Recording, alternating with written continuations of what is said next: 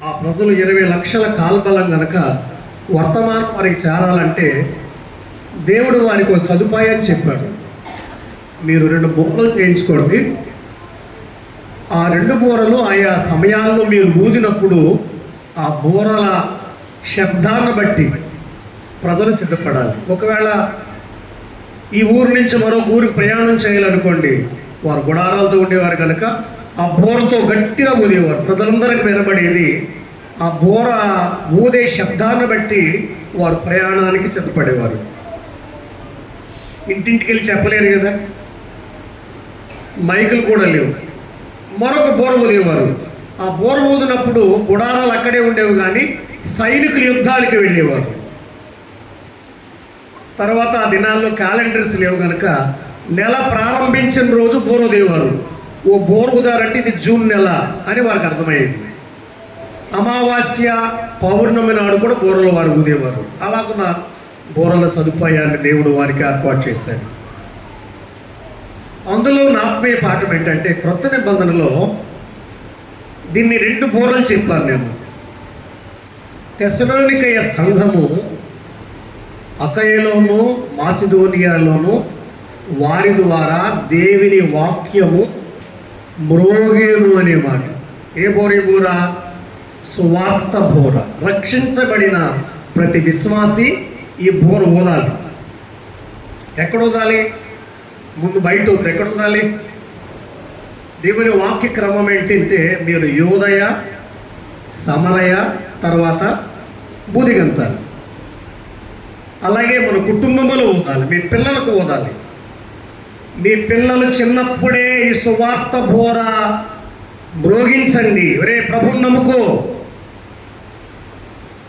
మీ పిల్లలు సేవకుడు రక్షణలోకి నడిపించడు, నీవే రక్షణలోకి నడిపించాలి. ఈ బోరని భర్తకు ఊదాలి, బంధువులకు ఊదాలి, మీ స్నేహితులకు ఊదాలి. ఇది సువార్త బోర. తెస్సలోనికయ సంఘం మాసిదోనియాలో అకయలోను దేవుని వాక్యమును వారు మ్రోగించినందువల్ల వ్యక్తులు రక్షించబడి సంఘాలు కట్టబడ్డాయి. అనవసరమైన సోది వాళ్ళకి చెప్పకూడదు. పనికిమాలిన సంగతులని చెప్తాను. పిల్లల్ని కూర్చోబెట్టండి, సువార్త చెప్పండి వాళ్ళకి. సువార్త అంటే ఏంటది? యేసు క్రీస్తుని గురించిన వర్తమానం మనము వారికి మ్రోగించాలి. సువార్త బోర వారికి మ్రోగించాలి. 2వ బోర కొరింథీయులకు రాసిన పత్రికలో చెప్పారు, కడబోర అన్నాడు. కడబోర అంటే చివరి బోర. ఇది యేసు ప్రభు 2వ రాకడ బోర. ఆయన త్వరగా రాబోతున్నాడు. నీ సిద్ధంగా ఉన్నావా? కడబోర మ్రోగును. రెప్పపాటులో మనం మార్చబడతాం. మృతుల్లో ఉన్నవారు తిరిగి లేస్తారు. వారు మనం కలిసి ఆకాశ మండలమునకు మేఘముల మీద కొనుక్కోబడతాం. ఈ బోర త్వరగా మ్రోగించడానికి సిద్ధంగా ఉంది. ప్రపంచం యొక్క రాజకీయ వ్యవస్థ ఈ బోర ఎత్తుకు నడిపిస్తూ ఉంది. ప్రపంచ మేధావుల యొక్క కార్యాలు ఆ బోర ఊదబోతున్నాడు అనే సత్యాన్ని తెలియచేస్తుంది. యేసు ప్రభు త్వరగా రాబోతున్నాడు. ఆయన రాజ్యం ఈ భూమి మీద 1000 ఏళ్ళు ఆయన పరిపాలించబోతున్నాడు. నీతి రాజ్యం. ఆ రాజ్యం కొరకు సిద్ధపడండి. ఇంకా రక్షించబడని వారు, యేసయ్య రాబోతున్నాడు. నువ్వు మారు మనసు లేకపోతే నరకాగ్నిలో వ్యాధులతో, నిరాశలో, నిస్పృహలో దేవునికి దూరంగా బ్రతకాలి. దేవుని రాజ్యంలో ప్రవేశించలేవు. ఆ బోర మ్రోగినప్పుడు ఆయన రాబోతున్నాడు. ఆయన మనం తీసుకుని వెళ్తాడు. ఈ 2 బోరల గురించి మనం విన్నాము. ఒకటి రాకడ, ఒకటి సువార్త బోర, 2వది రాకడ బోర. ఇప్పుడు రాత్రి 11వ అధ్యాయంలో వారు ఇశ్రాయేలీల సడుగులను గురించి మనం విన్నాము. ఇశ్రాయేలీల సడుగులు. చాలామందికి సరగటం అనేది పాపం కాదనుకుంటారు.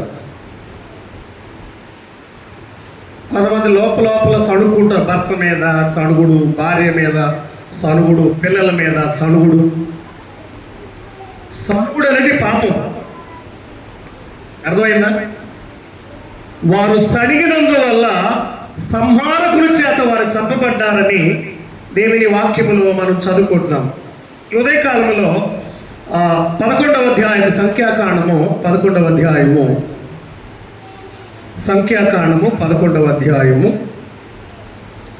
మొదటి వచనాన్ని చదువుదాం.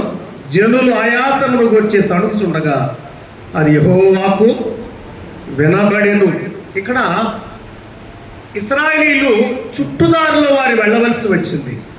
ఇదే సందర్భాన్ని సంఖ్యాకాండం 21వ అధ్యాయంలో కూడా ఉంది.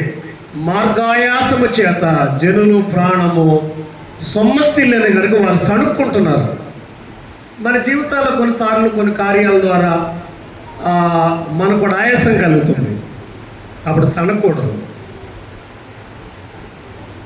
ఏదైనా నష్టం జరిగిందనుకోండి, సనక్కండి. ప్రజలు మనల్ని విసిగిస్తారు. అప్పుడు ఏం చేయకూడదు? మనం విసిగిపోకూడదు, సణుక్కోకూడదు. పెనిన్న హన్నాను విసిగించినప్పుడు హన్నా సనగలేదు. ఏం చేసింది? దేవాలయానికి వెళ్ళి ప్రార్థన చేసి, భర్త విసిగిస్తున్నాడా? ప్రార్థన చేసి సనగొద్దు. భార్య విసిగిస్తుందా? సనగొద్దు, ప్రార్థన చేయండి. దేనిని గూర్చి చింతింపకుడు కానీ ప్రతి విషయాన్ని ప్రార్థనాపూర్వకంగా మీ విన్నపములు దేవునికి తెలియచేయండి. సనగొద్దు, ప్రార్థన చేయండి. ప్రభు కార్యాలు చేస్తాడు. సనుగుడు అనేది పాపం. కొరింథీ పత్రిక 11వ అధ్యాయంలో మనం చదువుకున్నాం. మీరు సనగకుడి, వారు సనిగినందువల్ల సంహారకుని చేత సంహరించబడ్డారు. సణుక్కోకూడదు. ఏ విషయంలోనూ మీరు సనకూడదు. సనుగుళ్ళు సంశయములు లేని వారు ఉండాలని పేతురు తన పత్రికలో ఆయన రాస్తూ ఉన్నాడు. కనుక ప్రభు పిల్లలు సంతోషంగా ఉండాలి. ఏం జరిగినా ప్రభువాని వందనాలు చెప్పాలి. ఏం జరిగినా ఏం చెప్పాలి? డబ్బులు నష్టమైనయ్యా, ప్రభువాని వందనాలు. ఇబ్బందుల, ప్రభుని వందనాలు. యోబు ఏం చేశాడు? ఏం జరిగినా గొర్రెలు పోని, ఒంటెలు పోని, ఎద్దులు పోని, పరివారు పోయారు, పిల్లలు పోయారు, యోబు సడగలేదు. దేవుని స్తుతించాడు, ఆరాధించాడు.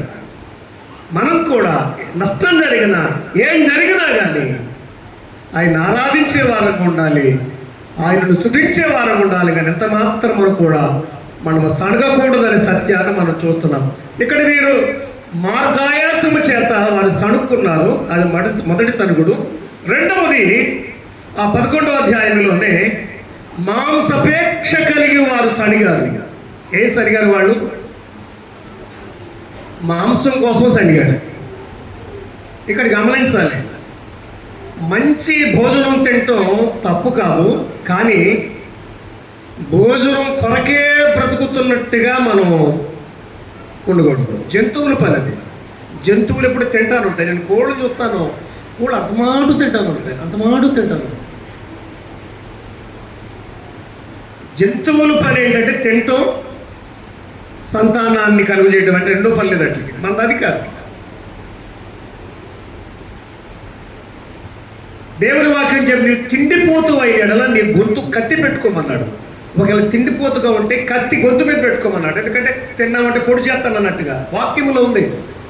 నువ్వు తిండిపోతూ అయిన ఎడల నీ గొంతుకకు కత్తి పెట్టుకోవాలి. ఇశ్రాయేలీయులు దేవుడు వారిని పోషిస్తూ ఉండగా, పరలోకం మన్నా ఇచ్చి వారిని పోషిస్తూ ఉండగా, సంఖ్యాకాండం 11లో మనం చదివినట్లయితే 4వ అధ్యాయం 4వ వచనం చూద్దాం. చూడండి, 11:4. వారి మధ్యనున్న మిశ్రిత జనము మాంసాపేక్ష అధికముగా కనుపరచగా ఇశ్రాయేలీయులు మరలా మాంసం కొరకు ఏడుతున్నారండి. వాళ్ళు ఎవరు మాకు మాంసం పెడతారో? మాంసం కొరకు ఏడుస్తారా? మాంసం కొరకు ఏడుతున్నారు. ఎవరు మాకు మాంసం పెడతారు? ఈ మన్నా తినలేకపోతున్నాం. ఏమన్నాది? పరలోకములో దేవదూతలు తినే ఆహారాన్ని దేవుడు తన ప్రజలకు ఇస్తుంటే వాళ్ళు ఏమన్నారంట? ఈ మన్నా మేము తినలేకపోతున్నాం. చూడండి 6వ వచనం, ఈ మన్నా కాక ఏంటా అన్నారు? ఈ మన్నా తప్ప ఏమి లేదంటున్నారు. ఈ మన్నా కాక మా కన్నులు ఎదుట మరి ఏమీ లేదని వారు చెప్పుకుంటున్నారు. ప్రియమైన సోదరులారా, భోజన విషయంలో మనం జాగ్రత్తగా ఉండాలి. భోజనం కొరకు ఏడవకూడదు. కొన్నిసార్లు పరిచర్య చేసినప్పుడు ఇలా చూడాలి, గమనించాలి. పరిచర్య చేసేటప్పుడు మీరందరూ కష్టపడి పరిచర్య చేస్తున్నారు. వచ్చిన దైవజనులు అందరూ తిన్న తర్వాత పరిచర్య చేసేవారు తినాలి, ముందు తినకూడదు.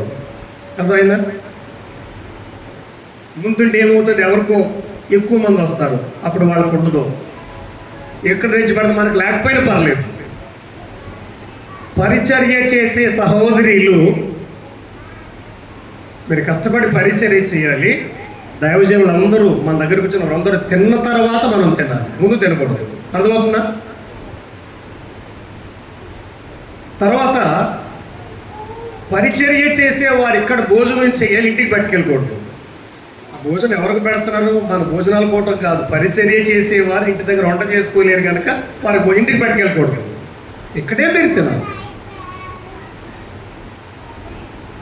గిన్నెలు ఇంటికి పెట్టుకెళ్ళటం మంచి పని కాదు. భోజనం కొరకు మనం పరిచర్య చేయట్లేదు.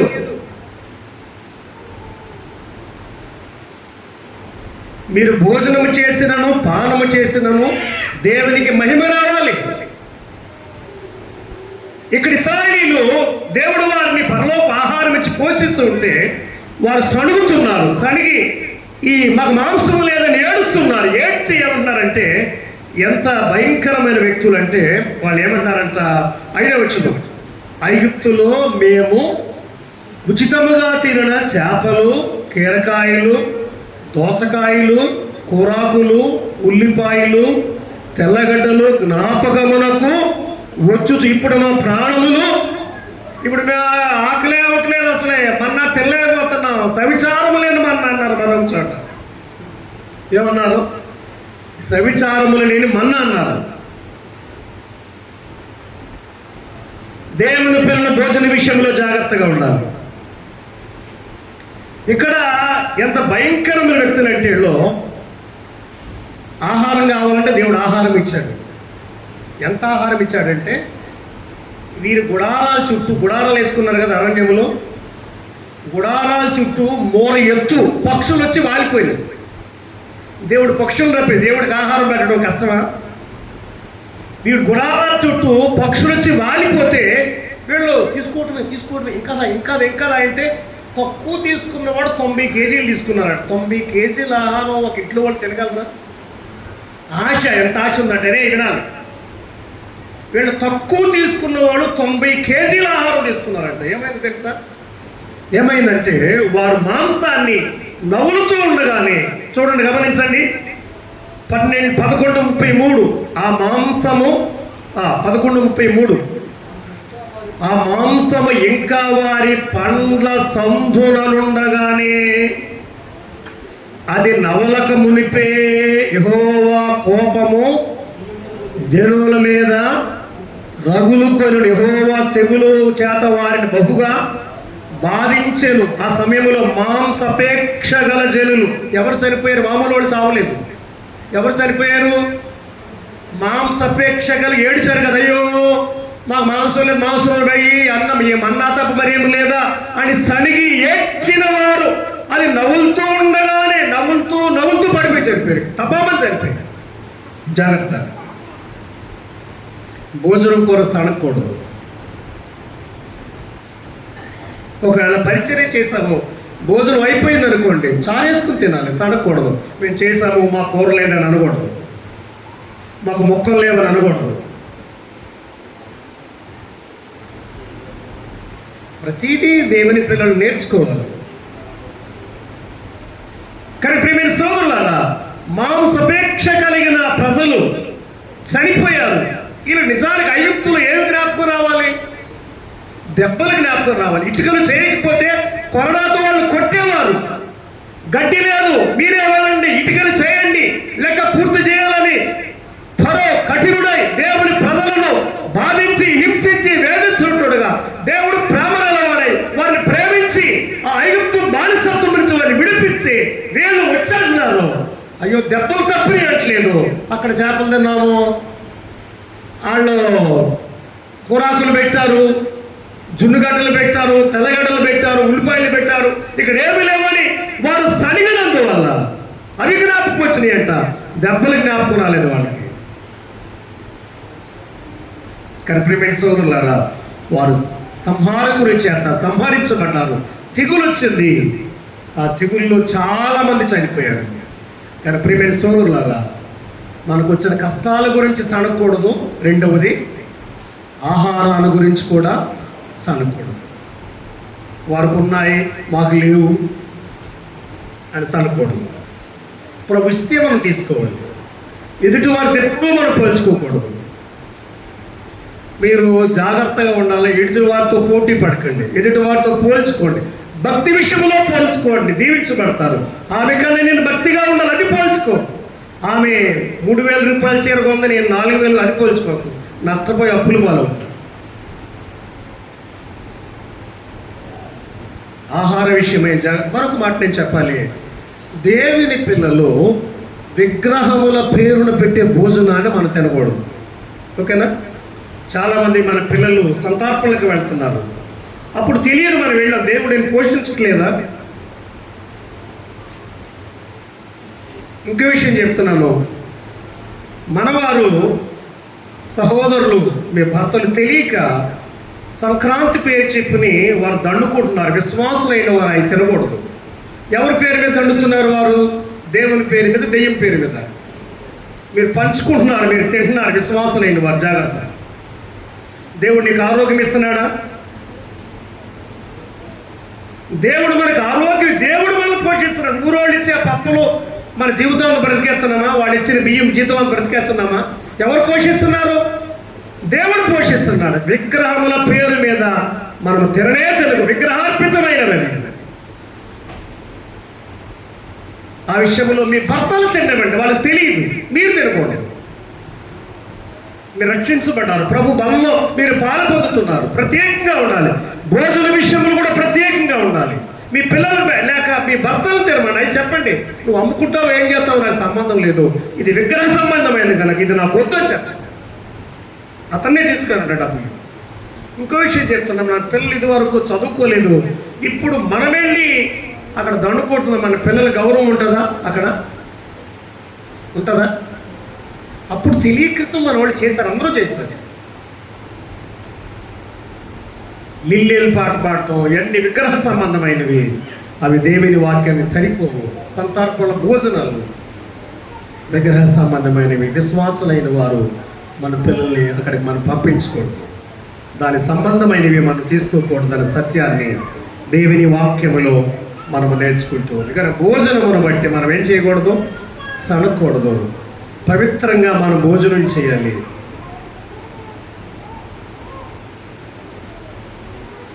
భోజనంలో కూడా గొంతు పిసికి చంపిన దాన్ని కూడా మనం తినకూడదు. అర్థమవుతుందా? బలవంతంగా చనిపోయింది అనుకో, దాన్ని కూడా తినకూడదు. మనం తినే జంతువు రక్తము చిందించబడాలి. కోడిని పీక నులిమి తినకూడదు, ఎందుకంటే రక్తం బయటకు రాలేదు. రక్తము ప్రాణము, రక్తంతో తింటే ప్రాణం తిన్నట్టు. అందుకని దేవుడు అన్నాడు, మీరు రక్తమును తినకూడదని దేవుడు చెప్పాడు. అర్థమవుతుందా మీకు? అర్థమవుతుందా? గొంతు పిసికి చంపిన దాన్ని మనము తినకూడదు. బలవంతంగా కోడి చనిపోతే అది 8,000 పడేయాలి, మనం తినకూడదు. రక్తము చిందించిన దాన్ని మాత్రమే మనం తినాలి. ఈ విషయాలు మీరు మనసు. మిగిలిన సంగతులు ఆ పులుసు లేనివి ఇవన్నీ పాత నిబంధనలు చెప్పాడు, కానీ కొత్త నిబంధనలు అది వర్తించదు. ఏదైనా మనకి తినొచ్చు.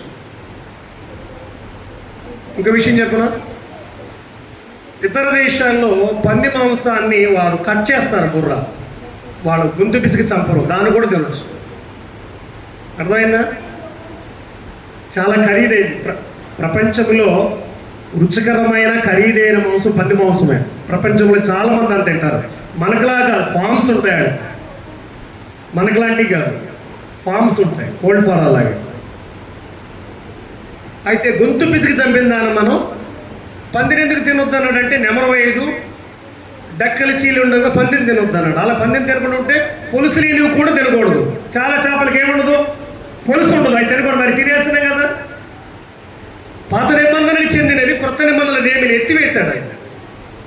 కానీ దేని చెప్పాడు? రక్తము చిందించిన దాన్ని మాత్రము మనం తినకూడదని కొరింథీ అపోస్తలుల కార్యం 15వ అధ్యాయంలో మరలా వాటిని జ్ఞాపకం చేశాను. కనుక భోజన విషయంలో మనం జాగ్రత్తగా ఉండాలి. అపవిత్రమైన భోజనాన్ని, విగ్రహ సంబంధమైన భోజనాన్ని మనం కోరుకోకూడదు. మాంసాపేక్ష మనము కలిగి ఉండకూడదు. ఆహారం కొరకు మనం తినాలి. ఇలా తినటం ద్వారా మన ఆరోగ్యం కూడా బాగుపడుతుంది. అర్థమైందా? ఎక్కువ మనం ఓకే డిపాజిట్ చేసేస్తే ఖర్చు పెట్టట్లేదు, మనం వేస్తానే ఉన్నాం లోపల. అందువల్ల షుగర్ పెరిగిపోవటం, బీపీ పెరిగిపోవటం, కొవ్వు పెరిగిపోవటం కారణం ఏంటంటే తినవలసిన దానికి ఎక్కువ తినేస్తున్నాం మనం. అందుకనే రోగాలు. ఒక ఆయన ఇదివరకు ఆహారంలో చనిపోయి, మన పూర్వీకులకు ఆహారం ఉండేది కాదు, ఇప్పుడు ఆహారం ఎక్కువై చనిపోతున్నారు. ఎందుకంటే తినడానికి ఎక్కువ తినేస్తున్నారు. నిజం ఇది. ఇదివరకు ఆహారంలాగా చనిపోయేవారు, భోజనం ఉండేది కాదు. ఉన్నదానికంటే ఎక్కువ రోజు ఫలావే. కనుక మన శరీరానికి అలాంటి అవసరమైన సూత్రాలు పాటించాలి, ఆరోగ్యాన్ని కాపాడుకోవాలి. మాంసం గురించి అన్నోడు ఏం చేయకూడదు, సామర్థ్యం. ఈ విషయాన్ని మన మనసులో ఉంచుకోవాలి. తర్వాత ఇంకొక సణుగుడు మనం చూద్దాం. చూడండి, సంఖ్యాకాండం 14వ అధ్యాయం. సంఖ్యాకాండము 14వ అధ్యాయం. 14వ అధ్యాయము. ఇక్కడ కూడా వారు అడిగినట్టుగా మనం చూస్తున్నాం. 14వ అధ్యాయం మొదటి వచనం. అప్పుడు సర్వ సమాజము ఎలుగెత్తి కేకలు వేసాను. ప్రజల రాత్రి ఎలుగెత్తి ఏడ్చిరి. మరి ఇశ్రాయేలీయులందరూ మోషే అహరోనులపై సణుగుకొనిరి. అధికారుల మీద వారు సణుక్కున్నారు. ఇశ్రాయేలీయులు దేవుని నాయకుల మీద వారు సణిగారు. ఇక్కడ ఎందుకు సణిగారంటే, దేవుడికి వారి వాగ్దానం చేసిన కనాను దేశాన్ని వేగు చూసి రావటానికి 12 మంది వేగులు వారు కనాను దేశానికి వెళ్ళారు. వెళ్ళి ఆ దేశాన్ని చూచి 10 మంది మంచి సమాచారం చెడ్డ సమాచారం చెప్పారు. 2 మంచి సమాచారం చెప్పారు.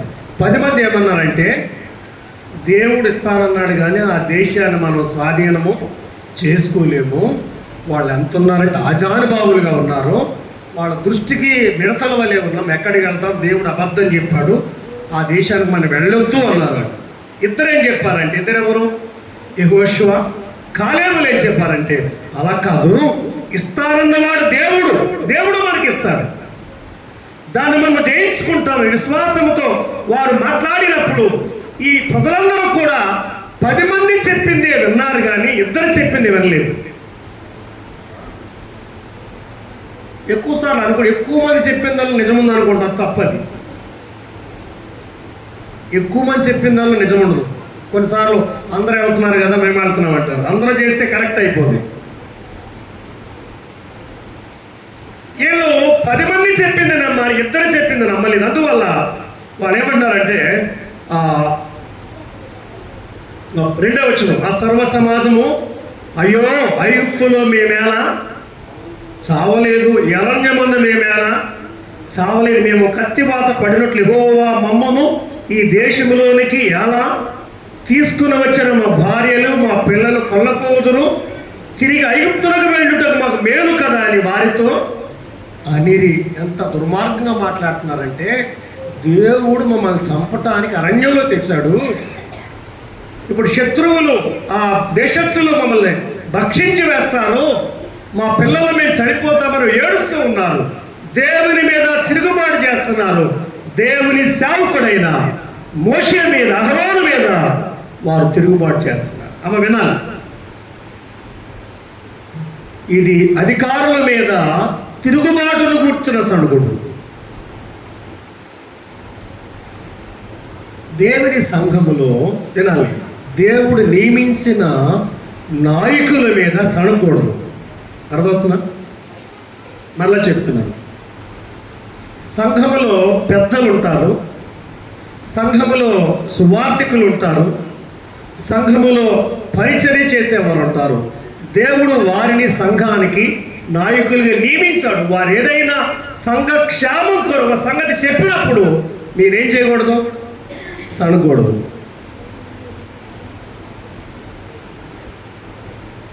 దేవుడు నియమించిన నాయకుల మీద సనగకూడదు. ఇక్కడ నిలువబడి చెప్పే దేవుని పిల్లలు దేవుని సందేశాన్ని మీరు చెబుతున్నారు, మా సందేశం కాదు. ఇప్పుడు నేను విగ్రహ సంబంధమైన భోజనం తినొద్దన్న మాట నాదా దేవుందా? చెప్పాలి. దేవుంది, నాది కాదు. మీరు ఒకరినొకరు ప్రేమించుకోండి, శత్రువులుగా ఉండకండి, సమాధానం లేని వారు బలలో పాల్గొకుండా నేను చెప్పాను. ఈ మాట నాదా దేవుందా? మరి మీరు నా మీద సణిగితే ఎలాగా? దేవుడు నియమించిన నాయకుల మీద సంఘంలోని విశ్వాసంలో సణగరాదు. అదో వారు సణిగినందువల్ల చాలా మంది దేవుని శిక్షకు వారు గురయ్యారు. ఒకవేళ నాయకుడు తప్పు చేస్తే దేవుడు నాయకుడిని విడిచిపెట్టాడు. అర్థమవుతుందా? ఒక నాయకుడు తప్పు చేశాడు అనుకోండి, దేవుడు నాయకుడు కూడా వదలడు. నాయకుడు ఎంతో విశ్వాసం అంతే. కానీ విశ్వాసులైన వారు ఎవరి మీద సనగకూడదు? అధికారుల మీద వారు సనగకూడదు. అధికారుల మీద వారు సడిగారు, ఎలుగెత్తి ఏడ్చారు, కేకలు వేసి ఏడ్చి మోషే అహరోనులపై వారు సడిగినట్టుగా దేవుని వాక్యములో మనం గమనించండి. దేవుని వాక్యములో ప్రతీది కూడా చెప్పినా ఎలా చెప్తున్నారు? వాక్యములో ఉన్నతుడే చెప్తున్నారు. మంగళసూత్రం కట్టకూడదని చెప్తున్నాం, ఇది నాదా దేవుందా?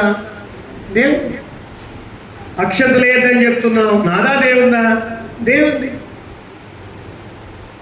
నిన్ను ఎంత కీడు చేసినా క్షమించాలని చెప్తున్నావు, నాదా దేవుందా? దేవుంది. అలాంటి మాటలు చెప్పినప్పుడు విశ్వాసులైన వారు సనగకూడదు. ఒకవేళ సడిగినందువల్ల ఎవరి మీద సడుగుతున్నట్టు? వర్తమానం ఎవరిదే? దేవుంది. ఇక్కడ మేము ఒక బోరంతే. ఇది నా మాట ఎక్కువ చేసి మీకు అందిస్తుంది. ఇప్పుడు ఇది మాట్లాడుతున్నా, నేను మాట్లాడుతున్నాను. మీరు దీని ద్వారా మీరు వింటున్నారు కదా, దీని ద్వారా ఎక్కువ శబ్దం వినబడుతుంది. ఇప్పుడు మీరు దీని మీద చదువుతారా, నా మీద చదువుతారా? నా మీద చదివి మాట్లాడేవాడిని నేను. ఇది అలాగే దేవుని వర్తమానం మా ద్వారా మీరు వింటున్నారు కనుక మీరు మా మీదుగా చదువుతుంది. ఎవరి మీద చదువుతున్నారు? దేవుని మీద చదువుతున్నారు.